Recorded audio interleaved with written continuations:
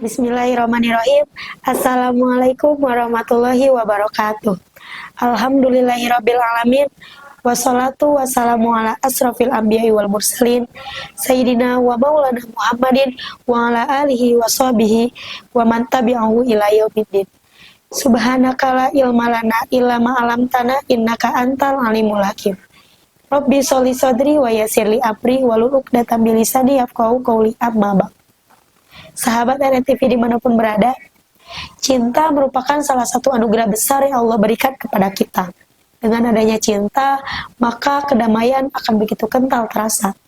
Tetapi, kepada siapakah cinta harus diberikan? Bentuk cinta seperti apakah yang dapat membawa keberkahan? Sahabat RNTV, mencintai Allah dan Rasul-Nya merupakan salah satu kewajiban bagi kita selaku umat muslim. Mencintai Allah tanpa menjadikan sandingan di sampingnya. Seperti yang telah kita ketahui bersama bahwasanya Rasulullah merupakan sesosok lelaki yang penuh dengan cinta dan juga kasih sayang. Tidak hanya kepada manusia, tetapi kepada tumbuhan dan juga hewan. Hal ini dapat kita saksikan di dalam sebuah kisah ketika ada seekor kucing yang tertidur di atas kain tempat Rasulullah sholat. Beliau tidak membangunkan atau mengusik kucing tersebut, tetapi beliau memotong kain tersebut dan menggunakan potongan kain itu untuk sholat dan membiarkan kucing tanpa mengusik tidurnya.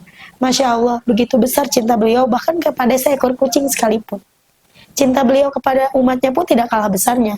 Sampai ketika beliau sedang sakaratul maut pun, beliau masih sempat-sempatnya mengingat umatnya. Shallu ala Sayyidina Muhammad. Sebagai umat yang begitu dicintainya, sudah sepantasnya kita membalas cinta tersebut dengan cinta yang sama besarnya, bahkan lebih besar. Karena beliau bersabda, tidak beriman salah seorang di antara kamu, sehingga aku lebih dicintainya melebihi orang tuanya, anaknya, dan manusia di seluruh dunia. Dari sini kita dapat menyimpulkan bahwa mencintai Rasulullah merupakan satu kewajiban sebagai orang beriman. Untuk membuktikan cinta kita kepada Rasulullah, kita dapat melakukannya dengan beberapa langkah. Yang pertama, yaitu kita memiliki keinginan yang kuat untuk bertemu dan juga berkumpul dengan Rasulullah. Karena dengan adanya keinginan yang kuat, maka akan terciptalah sesuatu dorongan untuk melakukan segala hal guna berkumpul dengan Rasulullah SAW. Kemudian yang kedua, yaitu dengan mengikuti sunnah-sunnah Rasulullah.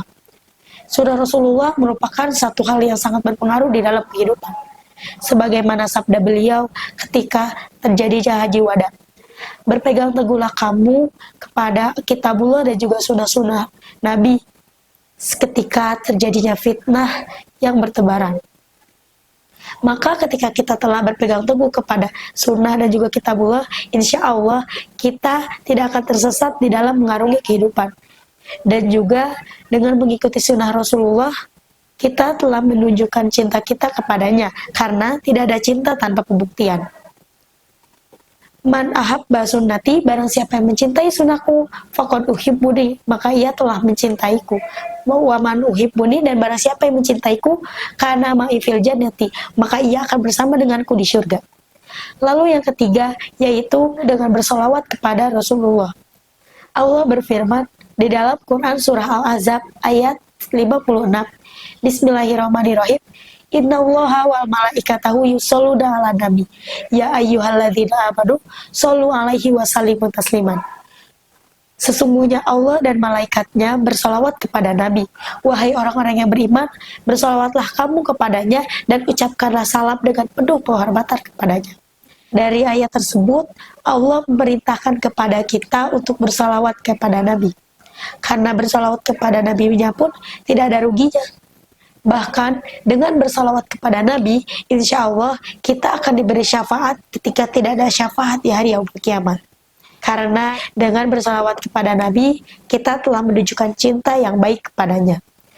Man ahabba syai'an katsiru min dzikrihi, barang siapa yang mencintai sesuatu, maka ia akan banyak menyebutkannya. Lalu yang terakhir, yaitu dengan mencintai orang-orang yang Rasulullah cintai. Siapapun itu tanpa terkecuali, baik keluarganya, sahabatnya, itba'ut tabi'in, para tabi'in, dan siapapun, bahkan fakir miskin sekalipun.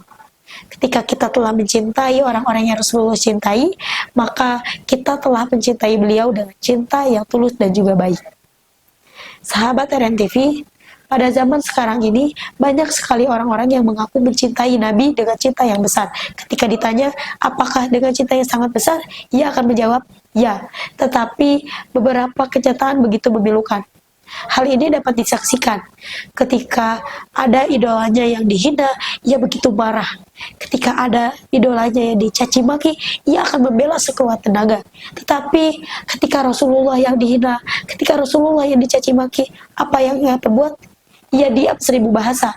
Ia tidak memiliki keinginan untuk membela Rasulullah sama sekali. Ia membiarkan orang-orang yang menghina Rasulullah. Bahkan penghinaan terhadap Rasulullah pun tidak dapat membuat diri tergugah untuk membela Rasulullah. Nauzubillahi min dzalik. Sahabat RNTV, marilah mulai dari sekarang kita perbaiki cinta kita kepada Rasulullah, mencintai beliau melebihi rasa cinta kita kepada siapapun. Semoga Allah memberi kita kelapangan dan memberi kita kesempatan untuk berkumpul bersama Rasulullah dan juga saudara-saudara muslim kita yang lainnya. Cukup sekian dari saya. Wabillahi taufiq wal hidayah, waridho wal hidayah. Wassalamualaikum warahmatullahi wabarakatuh.